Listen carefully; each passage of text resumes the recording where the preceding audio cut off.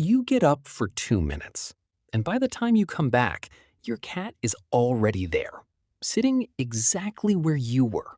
Not somewhere else, not the couch cushion beside it. Your spot. Is it random? Is it just about comfort? Or is something else going on? Something your cat isn't saying out loud, but is showing you anyway. Let's start with the obvious answer. Your seat is warm. You were just sitting there, so heat is still soaked into the fabric. Cats love heat. Their body temperature runs higher than ours, and warmth means safety in the wild. But if this were only about temperature, any warm spot would do. So why your seat, specifically, out of every warm surface in the house? Here's the deeper layer.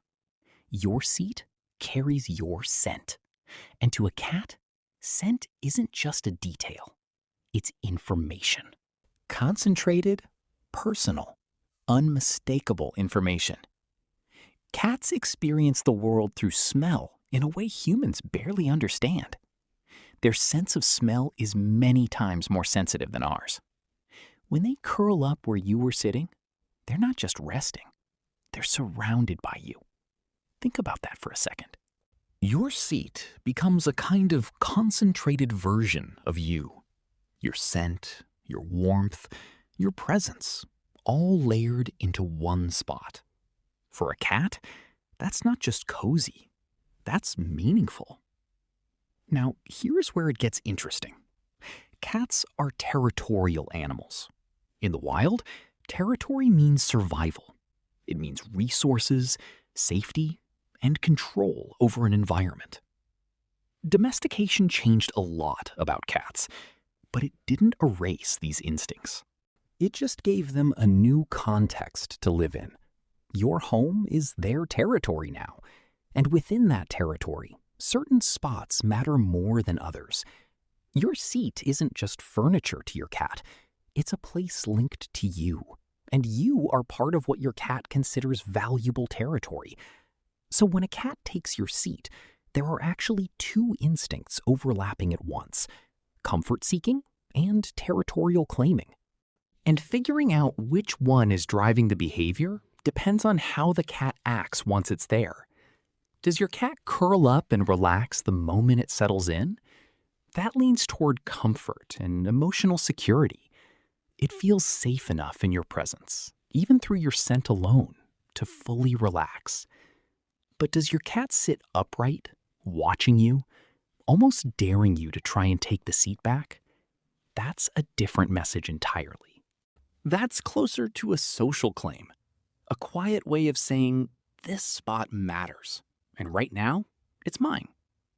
This is where human assumptions get it wrong. We think of ownership as legal, permanent, fixed. Cats don't think that way. Their sense of territory is fluid, situational, tied to moment value. Your seat is valuable right now because you were just in it. That's what makes it worth claiming. There's another layer most people never consider: emotional memory. Cats form associations between places and experiences. If your seat is where they get attention, where they're pet, where they feel safe falling asleep near you, that seat becomes emotionally coded. Not just warm, not just yours, rewarding. So when your cat jumps into your seat the instant you stand up, it might be chasing more than heat. It might be chasing a feeling, a memory of comfort it wants to recreate immediately, before it fades. Now let's talk about the cats that stare at you while sitting in your seat. This one confuses a lot of people. Is it a challenge? Is it affection? Actually, it depends entirely on the rest of the body language. Relaxed eyes, slow blinking, a loose body, that's trust. That's your cat comfortable enough to hold your gaze without tension. But a stiff posture, dilated pupils, an unblinking stare, that's closer to territorial confidence. A silent message that says, I see you, and I'm not moving. Same behavior, completely different meaning. Context is everything with cats. What about the cats that refuse to move when you come back? This one isn't stubbornness, it's confidence. A cat that feels secure in its environment often doesn't feel the need to retreat the moment you reappear. It's not defiance toward you. It's comfort in its territory and trust that you're not actually a threat to that comfort. And here's a detail that surprises people. Some cats don't just take your seat. They choose your bed, your unwashed clothes, the exact spot on the couch where you just sat with a laptop. Anywhere your scent lingers becomes a candidate. Because for a cat, scent-marked spaces feel like extensions of you. Being near your scent can feel like being near you, even when you're in another room entirely. Then there's the opposite pattern. A cat that used to steal your seat constantly, and then suddenly stops. What changed? Sometimes it's simple. A new favorite napping spot has emerged. But sometimes it's more emotional. A shift in routine, a change in attention, even subtle stress can alter which spaces a cat feels drawn to.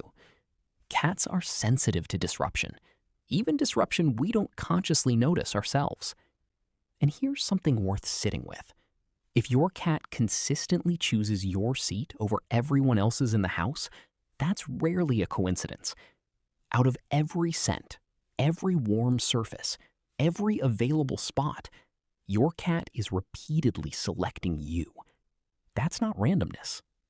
That's preference. That's attachment, expressed the only way a cat truly knows how, through proximity, scent, and space. So the next time you stand up and your cat slides into your seat before you've even walked away, don't just see it as your cat stealing your spot. See it for what it might really be. A small, quiet signal built from scent, memory, instinct, and trust. Because sometimes the place a cat chooses to sit isn't just about comfort. It's about closeness. And in its own quiet way, it's your cat telling you exactly where it feels safest, most at ease, and closest to you.